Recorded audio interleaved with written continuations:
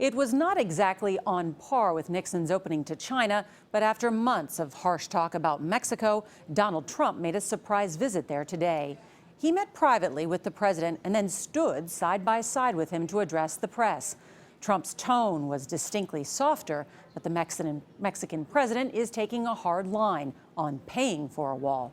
Here's Major Garrett. Donald Trump arrived in Mexico and took a helicopter to the presidential palace.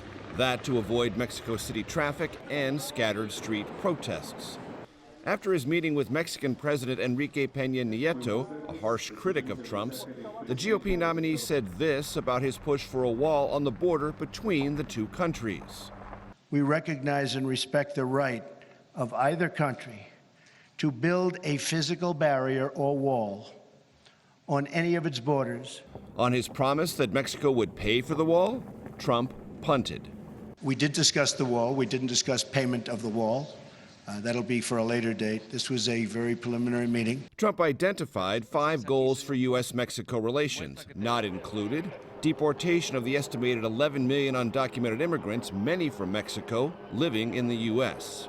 A more restrained and diplomatic Trump described illegal border crossings and drug trade as a bilateral concern. I mean, it's not a one-way street. And we will work together and we will get those problems solved. Sobre el futuro compartido de nuestros países. President Pena Nieto took pains to remind Trump that in terms of net migration, more Mexicans are returning home than coming to the U.S. And he urged respect from Trump, a veiled reference to his derogatory comments about Mexico. They're bringing drugs, they're bringing crime, they're rapists. Trump tried to take the edge off his own harsh rhetoric. Mr. President, I want to thank you. It's been a tremendous honor, and I call you a friend. There's now confusion about what the two discussed as far as financing a wall on the U.S. Mexico border. On Twitter, Pena Nieto said he told Trump explicitly Mexico will not pay.